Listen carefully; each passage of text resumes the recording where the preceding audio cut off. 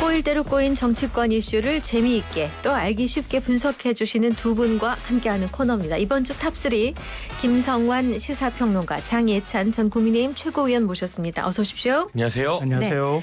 네. 자, 거두절미하고 본격적으로 첫 번째 키워드부터 가겠습니다.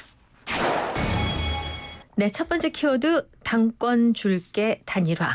예.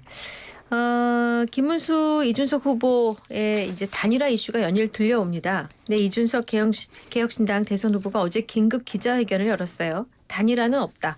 대선 끝까지 완주한다. 이런 내용이었습니다. 근데 이제 이렇게 단일화 요구를 일축한 것이 사실 그 이동훈 개혁신당 공보단장의 SNS 글 때문이라고 합니다. 당권 거래설이 있었다는 얘기잖아요. 자, 이 사건에 대해서 우리 김성환 변호사. 아니요, 장혜찬 전 최고께서 훨씬 더 사정을 잘하실 것 같아서요. 예. 먼저 양보하겠습니다. 아니 뭐 이게 단일화가 지금 네. 필요하다는 게 보수 진영의 절대적 공감대이니까. 네.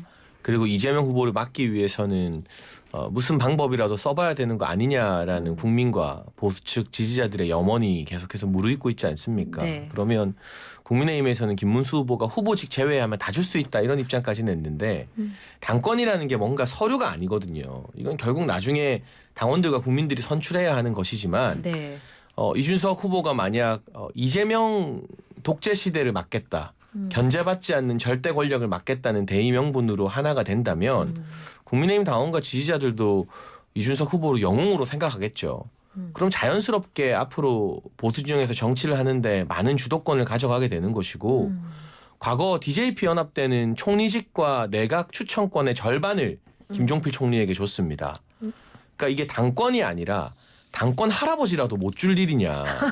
그러니까 뭐가 됐든 줄 수 있는 거 다 주고 단일화해서 이재명 후보를 막자면 그 대의 명분을 위해서 우리가 무슨 희생도 할 수 있는 거 아니냐라는 게 저는 일반적인 보수층의 공감대라고 생각하고요. 네. 지금 단일화 거품 물고 반대하는 세력이 정치권에 딱 두 곳 있어요. 네. 하나는 민주당이고요. 네. 막 이거 뭐 후보 매수죄니 뭐니 하면서 네, 막 네. 난리가 나 있고 네. 또 하나가 국힘 내부의 친한계거든요. 네. 그러니까 이 두 세력을 제외하면은 보수층은 전부 다 단일화 하라고 하고 있는 상황에서 민주당과 친한계만 이상하게 이해관계가 공유되는지 단일화를 반대하고 있다. 물론 이준석 후보도 단일화 안 하겠다고 완주 의지를 밝혔습니다만 선거 마지막 날까지 국민의힘과 김문수 후보 측에서는 낮은 자세로 이준석 후보에게 힘을 합치자라고 호소해야 하는 그런 상황으로 보입니다. 네. 한동훈 전 대표 얘기는 좀 이따 하기로 하고요. 네.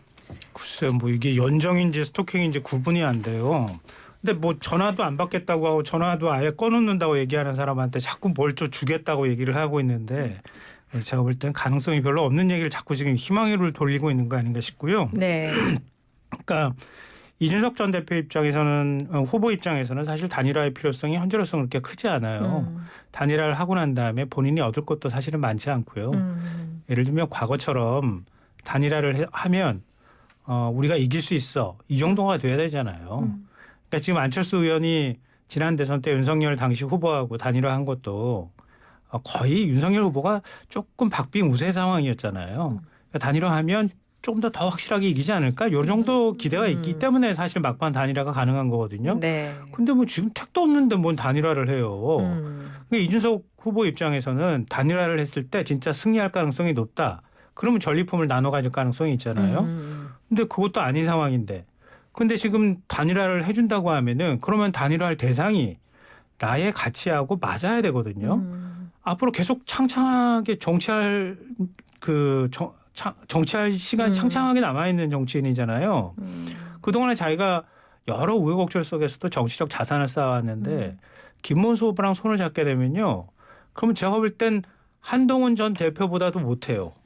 한동훈 전 대표는 그래도 친윤하고 확실히 선을 긋고 윤석열 전 대통령 부부하고 선을 긋고 있잖아요. 근데 이준석 후보가 만약에 김문수 후보랑 손잡으면요. 네. 이준석 후보는 그냥 극우가 되는 거예요. 그럼 앞으로 정치적으로 어떤 자산을 가져갈 수 있을까? 이게 의문이고요. 이게 과거에도 단일화 때문에 서로 간에 뭐 주고받니 이런 얘기들 많이 하는데요. 이번처럼 이렇게 노골적으로 까놓고 뭐 줄 수 있어 얘기하는 건 제가 처음 봤어요. 그거는 뒤에서 서로 간에 얘기할 부분이지 공개적으로 이렇게 뭘 주겠다고 얘기하는 경우가 어디 있었습니까? DJP는요. 일종의 당대당 연합이었어요. 연정을 한 거거든요. 근데 그거는 세력과 세력이 만나서 연정을 하고 연립정부를 구성한 거나 다름없는 거였었어요. 네. 그러니까 총리를 당시 김종필 그랬습니다. 총재한테 준 거란 말이에요. 그리고 내각도 그렇죠. 내각도 네. 구성권을 줬단 네. 말이에요. 네. 근데 지금 하고 있는 거는 마치 무슨 뭐 어디 가가지고 선물 하나 주고받듯이 이렇게 얘기하는 건데 이건 정치 도의상으로도 맞지 않다고 생각해요. 아니 개혁신당도 당이고 세력이죠. 네. 지금 그 말씀은 개혁신당 분들이 들으면 되게 섭섭하겠는데요. 그러니까 그건 연정의 형태가 지금은 후보 단일화하면 저희가 후보한테만 하자는 줄 것도 것처럼 연정과 얘기하잖아요. 공동정부입니다. 아. 왜 공동정부예요? DJP 연합은 연정이고 지금 김문수 이준석 단일화는 성사가 될지 안 될지 모르겠지만 저는 설령 성사가 안 되더라도 네. 김문수 후보가 협치를 위해서 또 보수의 가치를 지니고 있는 개혁신당에게 우리 끝까지 같이 하자. 내가 당선되면 총리 맡아달라라는 이야기를 던져야 된다고 보는데 네. 엄연한 원내 정당이고요. 대선 후보를 배출했기 때문에 당연히 연정과 공동정부의 대상으로 바라보고 있는 거고 그리고 지금 우리 김성환 평론가님 말씀을 들으면서 제가 느끼는 게 민주당과 진보 진영은 이 단일화를 진짜 좀 껄끄러워하는구나.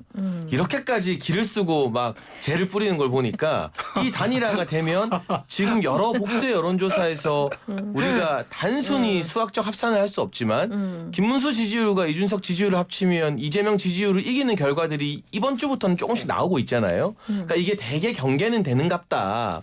오늘 이재명 후보도 봉화마을에서 노무현 전 대통령 추도식 마치고 이 단일화에 대한 견제구를 방금 날렸더라고요. 결국 뭐 이준석 후보가 내란 세력과 단일화 할 것으로 보인다.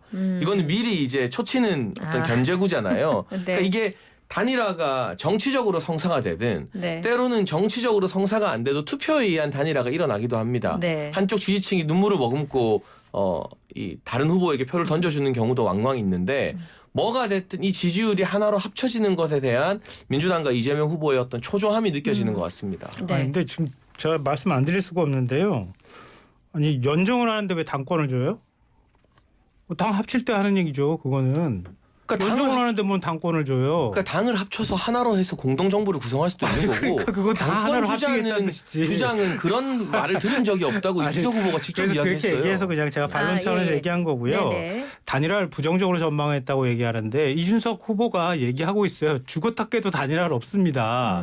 그러니까 단일화 부정적으로 얘기하는 거지. 만약에 단일화하겠다고 얘기하고 있는데 어떻게 이렇게 부정적으로 얘기해요. 단일화 효과를 얘기하겠지.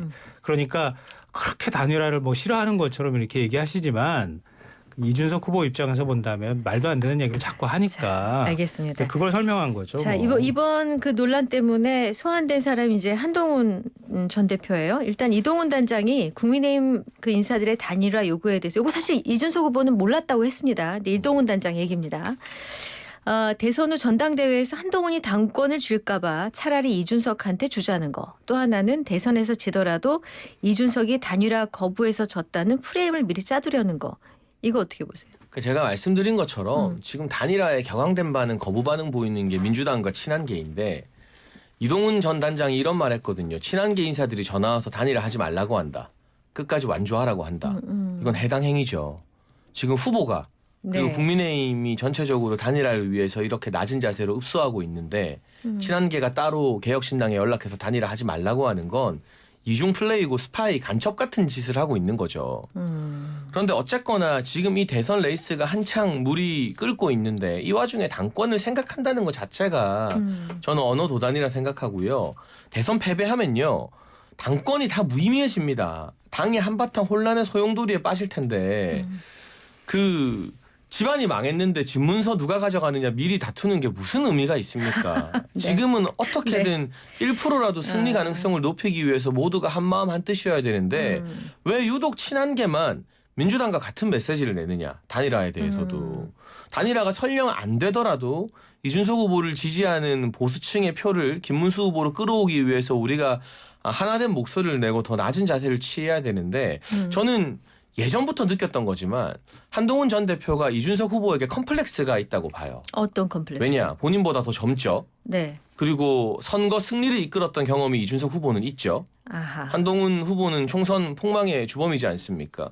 그리고 이준석 후보는 선출직 경력이 있어요. 당대표도 선출해서 되었고 국회의원도 선출해서 아니 되었고 한동훈 전 대표도 전당대회 때 이제 네. 윤석열 대통령 자기가 제일 지키겠다라고 거짓말해서 한 거 말고는 법무부 장관이나 비대위원장이나 다 임명직이잖아요. 그리고 윤석열 전 대통령이 한동훈 대표를 장관으로 임명할 때 영어 잘한다고 했는데 영어도 이준석 후보가 훨씬 잘하거든요. 그러니까 훨씬 젊고 유능하고 개혁적인 이미지를 이준석 후보가 다 가지고 있으니까 본인이 젊은 주자이고 세대교체 주장하려는데 제일 큰 걸림돌이 이준석인 거예요.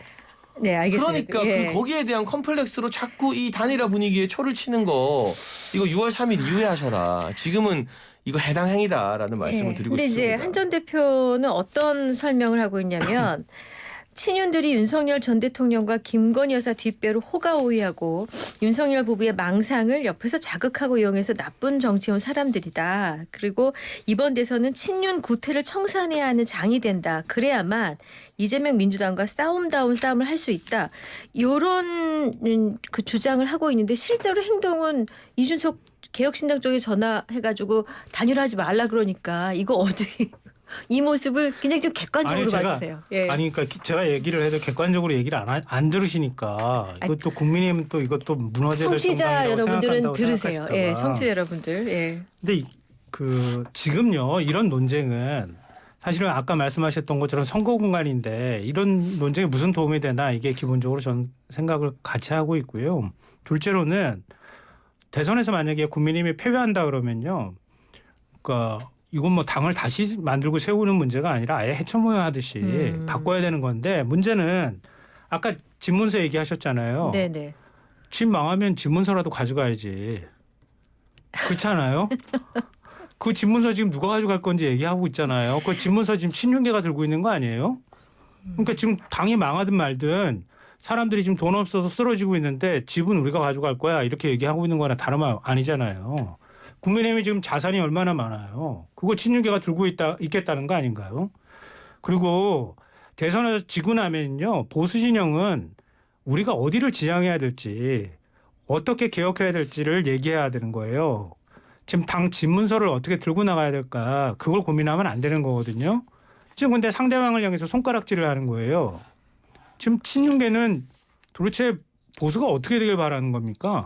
제가 질문을 한동훈 전 후보 행보에 대해서 그러니까 좀 평가해 아니, 주세요. 한동훈 전 갑자기 친윤이 나오는 게 난 진짜 어이가 없어요. 그러니까 한동훈 전 대표의 이 와중에 메시지는 친윤 친한 이야기를 전당대회도 아니고 대선 때 꺼내는 것 자체가 자해행위고 결국 이렇게 민주당한테 빌미를 주는 거잖아요. 그러니까 이 제가 그래서 얘기 자해행위의 안 하고 싶다고 빌미를 했잖아요. 이 한동훈이라는 사람이 민주당한테 먹이를 공급하고 있는 거잖아요. 오늘도 이게 아니, 증명이 되잖아요. 지금 여기서. 제가 지금 이 주제를 얘기한 건 뭐냐면 네. 그래도 한동훈 친한계 진영에서는 네.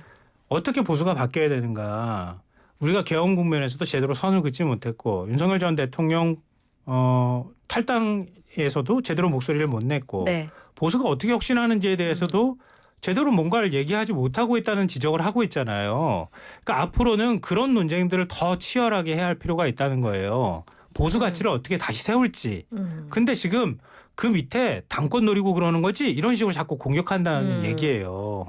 아니 당권 노리는 거 맞죠. 한동훈의 행보가 어떻게 당권을 안 노리는 겁니까? 친윤계는 당권 노리는 거 아니에요? 아니 이거 망하면은 당권이 다 의미가 없어진다니까요. 그러니까 저런 어떤 빌미를 한동훈이라는 사람이 아하. 주고 있잖아요. 해당 행위를 통해서. 알겠습니다. 감사합니다. 저를 친한계로 자꾸 분류해 주시면. 아니 맞아요. 민주당 입장에서는 제일 이쁘겠죠. 한동훈이라는 사람이. 이 대선 앞두고 김문수 이재명의 선거가 돼야 되는데 자꾸 한동훈이라는 미끼를 민주당에 주니까 친윤 친한의 개파 갈등 프레임이 오늘 방송에도 또 나오잖아요. 이게. 그렇군요. 네. 민주당에서는요 윤석열 전 대통령 못지않게 한동훈 전 대표 싫어해요. 아니 안철수 의원은 계엄 뭐 찬성했습니까? 계엄 반대하고 탄핵 찬성했죠. 특검 표결마다 제일 먼저 들어가서 표결했죠. 근데 그 안철수 의원은 지금 묵묵히 헌신하잖아요. 왜? 경선 졌으니까. 그 경선에 승복하고 일단 김문수 후보를 돕는 게 정당인의 도리니까. 마찬가지로 이 민주당에서 과거 뭐 이낙연 전 대표나 이런 사람이 지금 민주당에 남아서 뭐 김경수 후보나 이런 사람이 친명 청산해야 된다. 친명 기득권 해체해야 된다. 이런 이야기 민주당에서 하고 있었으면 민주당 분들이 그걸 가만히 냅뒀겠습니까?